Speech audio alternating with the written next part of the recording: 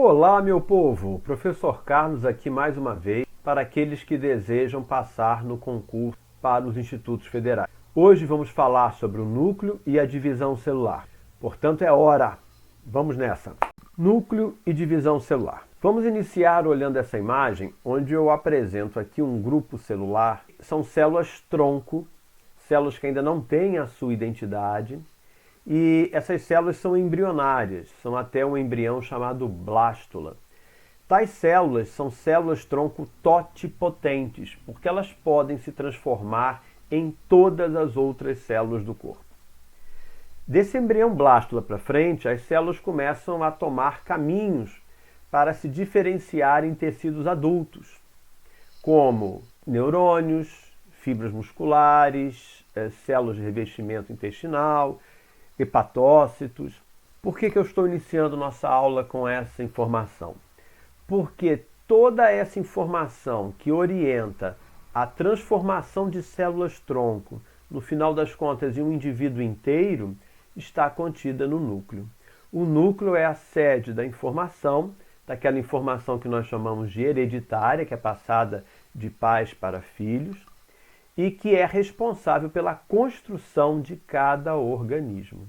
A receita para a construção de cada organismo está no núcleo.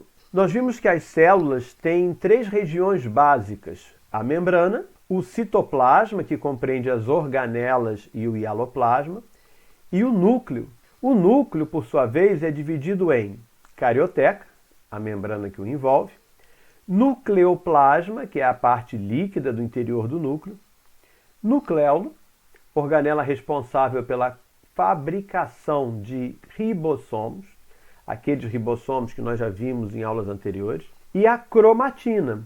Cromatina é o nome dado ao conjunto de material genético, as fitas de DNA soltas dentro do núcleo e contidas pela estrutura da carioteca. Vejam aqui com maior detalhe o núcleo, sua membrana externa, sua carioteca. Percebam que a carioteca apresenta poros em várias regiões. Tais poros permitem que o carioplasma seja contínuo ao citoplasma. As substâncias de um meio e do outro atravessam a membrana nuclear, a carioteca, de um lado para outro. Vejam também que a carioteca é formada por duas membranas, uma membrana externa e uma membrana interna. Ela é uma membrana dupla e existe um espaço intermembrana localizado entre essas duas membranas. A cromatina, dispersa por todo o citoplasma, é o material genético dentro do carioplasma. E na parte aqui mais interna neste esquema temos o nucleolo, responsável pela fabricação dos ribossomos. Para entender a importância do núcleo para a célula, vejam esse experimento onde uma célula foi cortada em dois fragmentos, um fragmento contendo o núcleo e um fragmento sem o núcleo. O fragmento com o núcleo acabou se desenvolvendo em uma nova célula e continua se dividindo, formando novas células. Manteve a sua normalidade. Aquele fragmento que ficou sem o núcleo, ele acaba por se destruir, ele não consegue se manter sem as informações geradas pelo núcleo. Numa terceira situação, esse fragmento sem o núcleo acaba por receber um transplante de núcleo de outra célula. E ao receber o núcleo de outra célula, eu tenho aqui a continuidade dessa célula, ela consegue sobreviver e continuar seu ciclo normal se dividindo. Aqui vocês veem duas células, um neurônio à esquerda e uma outra célula que poderia ser um hepatócito, por exemplo. Se eu troco o núcleo do nucleolo com o núcleo do hepatócito, o que vai acontecer? Será que o neurônio vai se transformar em hepatócito? Será que o hepatócito vai se transformar em neurônio? Na verdade, não. As células diferenciadas já assumiram a sua identidade, organelas citoplasmáticas em número e em posições estratégicas para que essas células funcionem. Ao trocar de núcleo, eu troco de identidade genética. Vamos imaginar que este neurônio seja do Joãozinho e esta aqui seja uma célula do fígado da Mariazinha. Se eu inverto o núcleo entre eles, eu continuo tendo um neurônio, porém será um neurônio que vai ler e trabalhar com as informações da Mariazinha. Da mesma forma, o hepatócito, recebendo o núcleo de Joãozinho, será agora um hepatócito de Joãozinho. Ele não muda sua identidade, porque tais células já passaram por processos de diferenciação celular. Vejam nessa outra representação do núcleo, eu chamo a atenção a essa membrana dupla. Essa carioteca dupla, ela é contínua à estrutura chamada aqui de retículo endoplasmático rugoso. Veja que o retículo endoplasmático rugoso apresenta granulações que são ribossomos aderidos à sua membrana, responsáveis pela produção de proteínas para dentro desses espaços intermembranosos do retículo endoplasmático rugoso. Como a carioteca é contínua, é a mesma estrutura, organizada de forma diferente, mas a mesma estrutura que forma o retículo endoplasmático, a carioteca também vai apresentar ribossomos em sua superfície. Ribossomos que foram criados nesta estrutura marcada aqui com o número 4, que é o nucleolo, responsável pela fabricação de ribossomos. Esses traços aqui emaranhados para lá e para cá representam o DNA disperso dentro do núcleo, dentro da carioteca. Quando o DNA está disperso, ele está gerando informações, ele está ordenando dentro da célula quais proteínas devem ser fabricadas, como será o metabolismo dessa célula. Vejam nessa outra representação aqui que o próprio retículo endoplasmático rugoso também é contínuo ao retículo endoplasmático liso. Carioteca, retículo endoplasmático rugoso e retículo endoplasmático liso têm em comum serem todos a mesma estrutura primária. Uma dupla camada de membranas que envolve o núcleo, no caso da carioteca, sintetiza proteínas, no caso do retículo endoplasmático rugoso, e sintetiza outras moléculas, como gorduras, dentro do retículo endoplasmático liso. Vejam aqui que o complexo de Golgi já não pertence a esse conjunto de membranas. Nessa imagem aqui bastante interessante, vocês veem uma carioteca em corte, onde você percebe a membrana interna, a membrana externa da carioteca, o espaço entre as membranas e as regiões dos poros. Os poros são formados por estruturas proteicas que mantêm uma abertura, deixando, como nós falamos ainda há pouco, contínuos o citoplasma e o carioplasma. Falemos agora um pouco sobre o nucleolo. O nucleolo ele é rico em RNA, um RNA chamado de RNA ribossomal, além de proteínas. E a função desse RNA ribossomal e dessas proteínas é darem origem aos ribossomos. Todos os ribossomos celulares, sejam aqueles aderidos ao retículo endoplasmático rugoso, ou à própria carioteca, e também os ribossomos livres no citoplasma, têm origem no nucleolo. Aqueles ribossomos que vão ficar livres no citoplasma estão primeiro no carioplasma, atravessam os poros da carioteca e chegam ao citoplasma, onde desempenham sua função, que a função do ribossomo é fabricar proteínas. Proteínas que vão ser estruturais, vão dar estrutura para a célula, e também que são funcionais, que vão controlar o metabolismo celular. Veja aqui na representação o nucleolo dando origem aos ribossomos. Lembrando a vocês que os ribossomos são formados por duas subunidades. O nucleolo produz cada uma dessas subunidades e elas então vão se associar uma à outra na hora da leitura da informação genética, para saber quais proteínas eles devem formar. Aquele DNA em forma de cromatina dentro do núcleo, ele é simplesmente fitas de DNA soltas, dispersas, emaranhadas dentro do carioplasma. Essas fitas são onde estão escritas as instruções genéticas, as fórmulas de como construir substâncias, moléculas, organelas dentro da célula. Quando a célula vai se dividir, a estrutura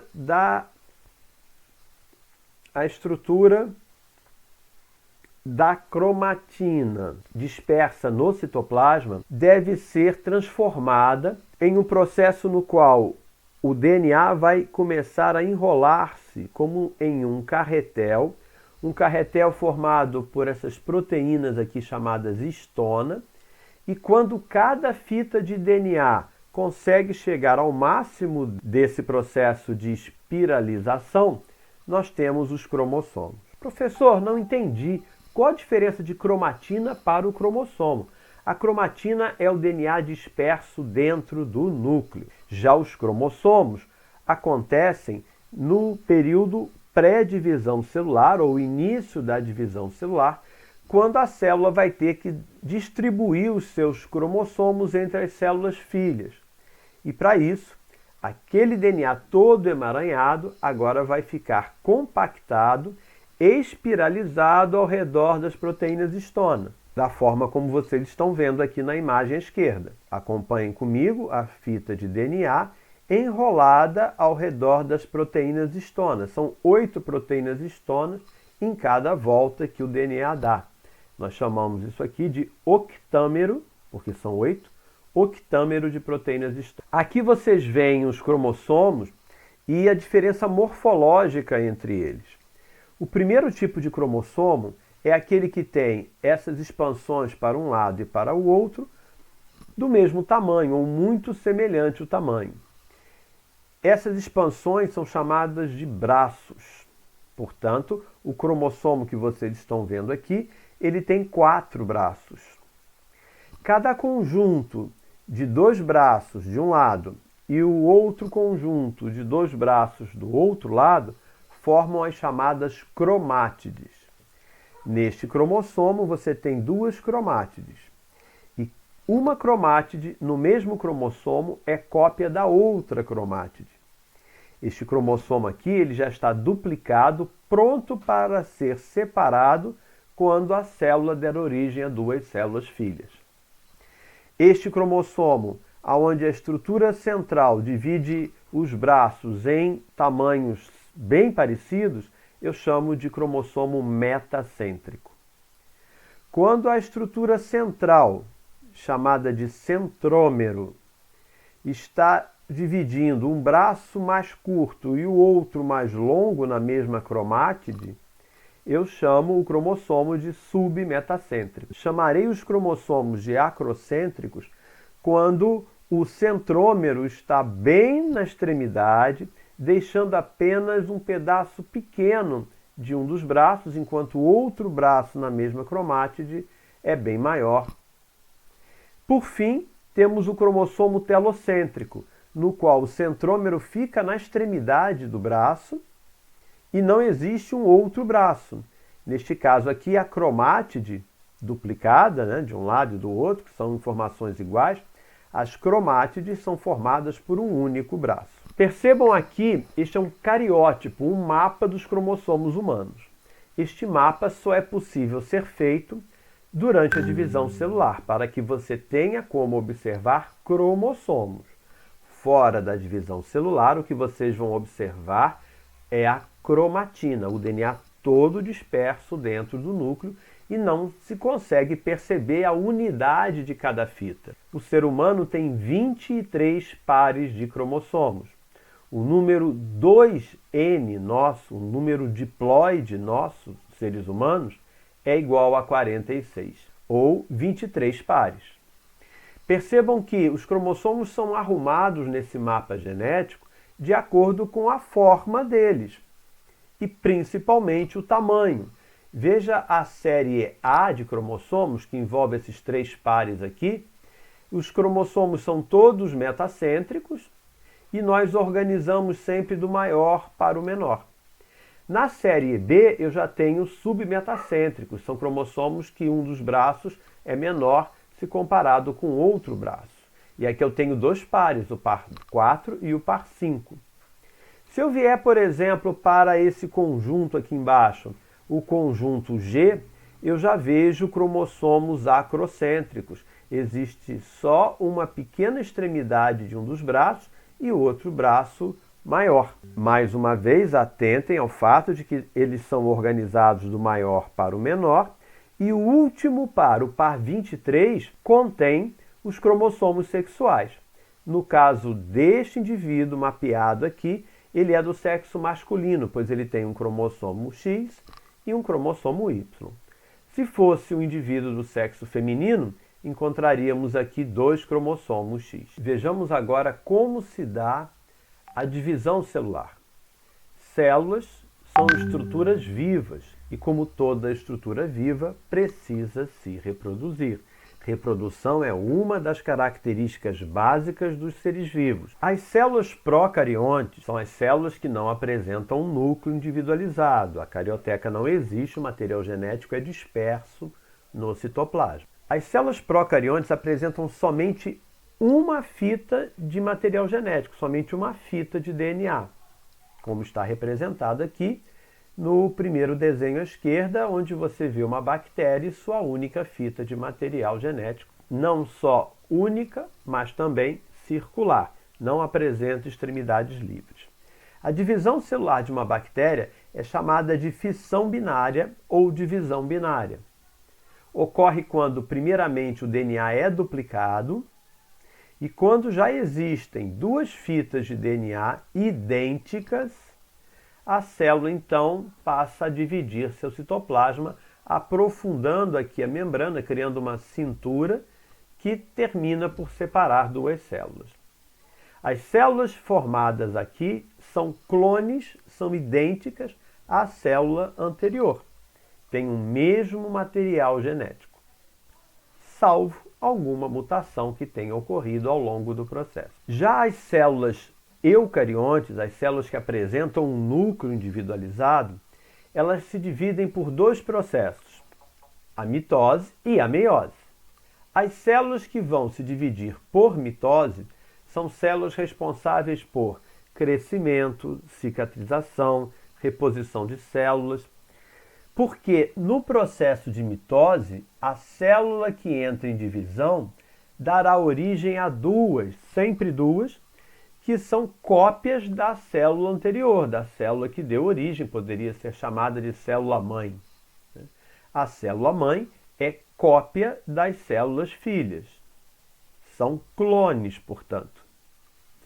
Na meiose, o que acontece na meiose é que cada célula ela não sofre uma divisão, mas 2. Primeiro se divide em 2, depois cada uma das células se divide novamente. No final da meiose eu tenho 4 células formadas. Essa já é uma diferença entre mitose e meiose. Outra diferença é que as células formadas aqui, elas têm a metade do número de cromossomos. Elas são N. Os cromossomos não estão mais em pares, como estavam no início da meiose. E como sempre estão na mitose. A meiose, ela é típica de células germinativas, espermáticas ou gaméticas, na formação de tais células. Quando surge um espermatozoide, um grão de pólen, um óvulo, existe um processo de meiose que dará origem a essas células, que são células haploides com a metade do número de cromossomos e que foram construídas, foram feitas para fazerem fecundação, para se unirem com uma célula diferente do outro gênero e permitirem aí a formação de um indivíduo com uma variabilidade genética. A meiose permite, através da fecundação, a formação de indivíduos com variedade genética. As células filhas, as 4 células filhas daquela célula-mãe que entrou em meiose, também são diferentes entre si. Elas são diferentes entre si, diferentes da célula-mãe, a célula-mãe é diploide, e isso vai aumentar a variabilidade genética. Imagine que aqui eu tenho uma célula primordial dando origem a 4 espermatozoides. 4 espermatozoides, um diferente do outro. Por isso, a cada fecundação é um espermatozoide diferente, fecundando óvulos sempre diferentes. Vamos dar uma olhada nas principais diferenças entre mitose e meiose. A mitose tem somente uma divisão, enquanto que a meiose, 2 divisões. A divisão que ocorre na mitose ela é equacional, os seres são iguais quando formados. Enquanto que na meiose ocorre uma redução, essa divisão é reducional, reduz o número de cromossomos à metade, de 2N para N. Todas as células formadas na mitose são iguais. E essas células são somáticas, células não envolvidas no processo reprodutivo. Já na meiose, todas as células, tanto a célula-mãe quanto as outras que se formam, as 4 filhas, são todas diferentes entre si. Essa reprodução não ocorre em células somáticas, mas sim em células reprodutivas, espermáticas ou gaméticas. Células que darão origem a espermatozoides, óvulos, grãos de pólen, esporos, estruturas sempre reprodutivas, com a metade do número de cromossomos. Quando vocês observarem uma meiose, o que vem após ela, a célula que ela criou e o indivíduo que se desenvolver a partir dessa célula, se não tiver fecundação, será um indivíduo haploide. Ele volta a ser diploide quando uma célula reprodutiva, um espermatozoide, fecunda um óvulo, por exemplo. Vamos dar uma olhada agora na mitose. A mitose ela é dividida em 4 fases: a prófase, metáfase, anáfase e telófase. Professor, como é que eu gravo isso? Simples. Prometo a Ana telefonar. Prófase, metáfase, anáfase e telófase. Pronto, decorou. A intérfase é o período anterior e posterior à mitose. Ela é dividida em G1, S e G2. São 3 períodos dentro dessa fase. No G1 é o momento em que a célula passa a maior parte de sua vida. É um momento no qual a célula faz suas atividades programadas pelo código genético, onde ela se alimenta, onde ela, enfim, realiza o que ela tem que realizar. No S é o momento no qual o material genético, esse DNA, é duplicado. E o G2, a célula retorna a uma atividade metabólica, mas muito curta, porque logo a seguir ela vai entrar em prófase, metáfase, anáfase e telófase. Enquanto a célula estiver em G1, ela não está se dividindo. Mas quando ela entra em S, ela entra num conjunto de reações que não dá mais para voltar, ela vai realmente se dividir. Algumas células, como neurônios, uma vez diferenciadas, não se dividem. Nós falamos que elas estão em um G0. G0 é quando nós nos referimos a uma célula que não mais sofrerá divisão celular. Portanto, as células estão em intérfase, entram em mitose e depois retornam à intérfase. As células formadas são todas iguais, todas idênticas. As filhas, idênticas entre si, e idêntica também à célula-mãe que deu origem a essas 2 células filhas. Acompanhe agora comigo o que ocorre em cada fase.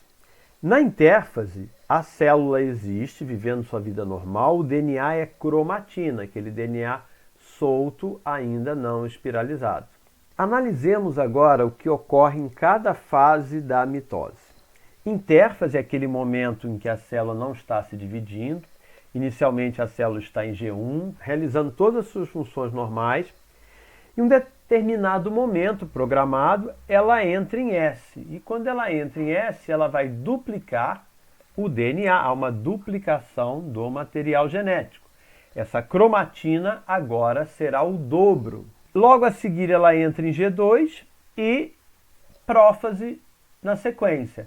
A prófase, os eventos da prófase são a formação dos cromossomos, não temos mais aqui cromatina e sim cromossomos. O DNA vai se enrolar nas proteínas histona. Vejam que eu tenho uma célula aqui com 1, 2, 3, 4 cromossomos, é uma célula 2N igual a 4. E aqui eu tenho um centríolo, aquela organela responsável pelo movimento celular. Ainda na prófase, o centríolo é duplicado. Passamos a observar 2 centríolos. A carioteca desapareceu, assim como o nucleolo, dando lugar a uma conformação com cromossomos soltos, dispersos pelo citoplasma, e 2 centríolos. A metáfase é uma fase muito de organização.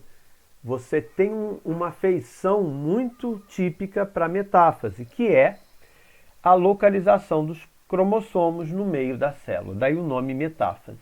Os cromossomos ficam na linha do equador, vamos imaginar como se fosse um planeta, e os centríolos nos polos. E cada centríolo começa a criar as fibras do fuso que vão se conectar aos cromossomos, à parte central dos cromossomos, aos centrômeros, como falamos ainda há pouco, e em algum momento essas fibras vão começar a tracionar e separar as cromátides irmãs, as cromátides duplicadas. Quando começa a acontecer a separação, eu já passo para a fase de anáfase. Na anáfase, imagine em antagonismo, em separação. Esses cromossomos já são vistos separados. Eu não tenho mais o cromossomo com 4 braços, mas o cromossomo com 2 braços. E cada um se dirigindo para um dos polos tracionados pelo centríolo. A próxima fase é a telófase. A telófase, em essência, é o inverso da prófase, na qual os cromossomos vão se desespiralizar, voltando a ser cromatina.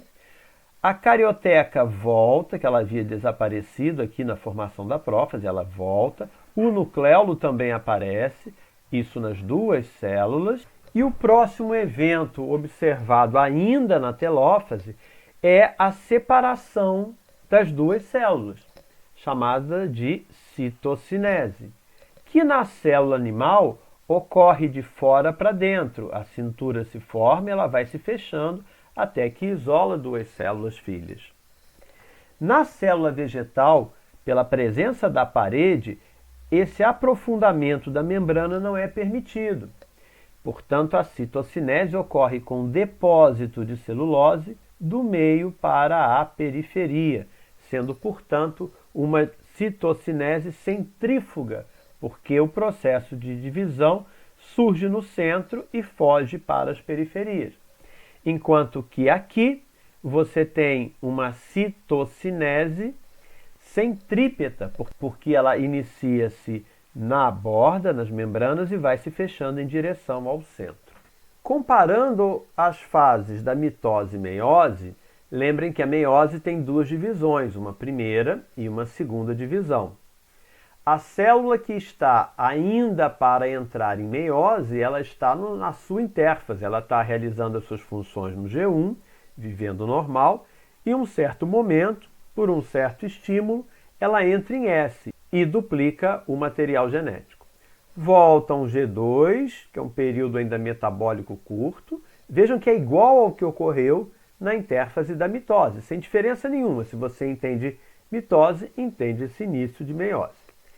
Em cada divisão, na primeira e na segunda divisão, as fases serão as mesmas da mitose. Prófase, metáfase, anáfase e telófase. Aqui prófase 1, metáfase 1, anáfase 1 e telófase 1, referentes à primeira divisão. E aqui embaixo, na segunda divisão, a prófase 2, metáfase 2, anáfase 2 e telófase 2. Cuidado nas provas se está escrito prófase, é de mitose. Se estiver escrito prófase 2, é a segunda divisão da meiose. Tá? Mas a metáfase sozinha é da mitose, mas se eu estiver falando de metáfase 1, já é meiose. Os eventos aqui são os mesmos eventos observados na mitose, porém com 2 diferenças importantes. Na prófase 1, ocorre o crossing over, um evento que é bem distinto daquilo que ocorreu na mitose. O outro evento é que na metáfase 1, os cromossomos não estão alinhados, mas sim pareados. A célula vai ficar dessa maneira aqui, ó. Centríolo de um lado, centríolo de outro, o fuso acromático aqui, Só que eu vou ter um cromossomo e o par dele. Um cromossomo e o par dele. Eles estão par a par no centro. tá? Mais um cromossomo e o par dele. Essa célula aqui, com 6 cromossomos, é 2N igual a 6. E os cromossomos estão todos no centro, né, na região do equador da célula, porém não alinhados, como nós vimos na mitose, e sim pareados. Essa é uma diferença.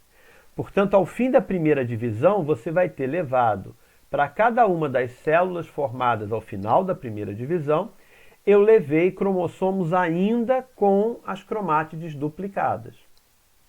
Mas ao final da primeira divisão, eu já vou ter uma célula N, ou haploide.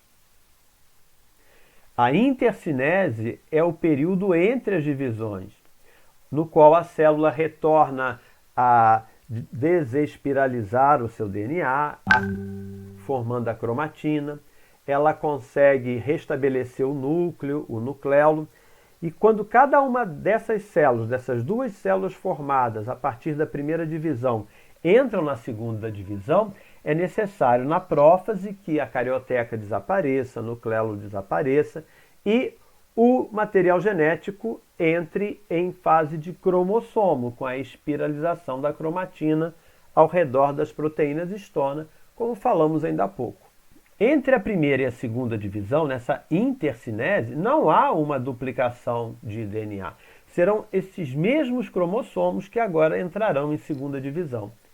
E como a segunda divisão ela se dá por alinhamento, como aqui, a metáfase da segunda divisão é por alinhamento, como ocorre na metáfase da mitose, quando forem separadas as cromátides, eu terei 4 células, cada uma haploide com cromossomos não duplicados.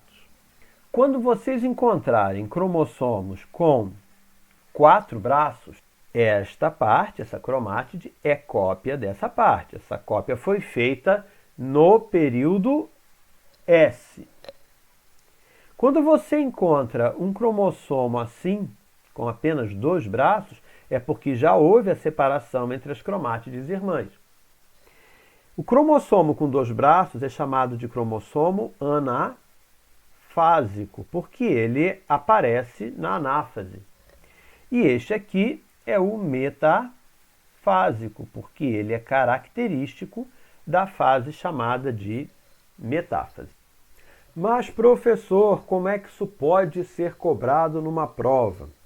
As questões podem perguntar a ordem das fases, a diferença de mecanismos que ocorrem em cada uma das fases. Mas eu acho que a maior armadilha que vocês podem encontrar numa prova é quando você tiver células desenhadas como essas duas aqui, para que vocês identifiquem a fase. Como nessa célula aqui, que eu vou chamar de célula B, os cromossomos estão pareados, eu não tenho dúvida, isso aqui é uma metáfase, metáfase da primeira divisão. Porém, quando eu vejo essa célula A com os cromossomos alinhados, eu tenho cromossomos alinhados na metáfase da mitose e na metáfase 2. Percebam que na metáfase da mitose, eu tinha cromossomos em pares. Como aqui eu tenho número ímpar, não pode ser a metáfase da mitose. Somente a metáfase 2, de uma célula 2N igual a 6. Porque na primeira divisão da meiose foram separados os pares. As células já são N ao final da primeira divisão da meiose. Quando você observa essa célula aqui, ela só pode ser uma célula em metáfase 2, porque há 3 cromossomos. Eu não tenho cromossomos pares aqui. Eu tenho 3 cromossomos. O difícil seria ainda se você tivesse uma célula agora com 4 cromossomos. Se você tivesse uma célula com 4 cromossomos alinhados, nesse momento você volta a considerar a metáfase da mitose como também a metáfase 2 da meiose. 4 cromossomos podem justificar uma metáfase ou ainda uma metáfase 2 se eles estão alinhados no equador da célula. Se for metáfase da mitose, essa célula é 2N igual a 4. Eu tenho 1, 2, 3, 4 cromossomos. Mas se por acaso esse desenho se referir à metáfase 2, ele vai ser de uma célula 2n igual a 8. Porque na segunda divisão da meiose, os cromossomos já não estão mais impares. Se eu tenho 4 aqui, e é metáfase 2, na realidade a célula que deu origem era uma célula 2n igual a 8. Imagino que essa seja a maior dificuldade que vocês possam enfrentar em uma prova.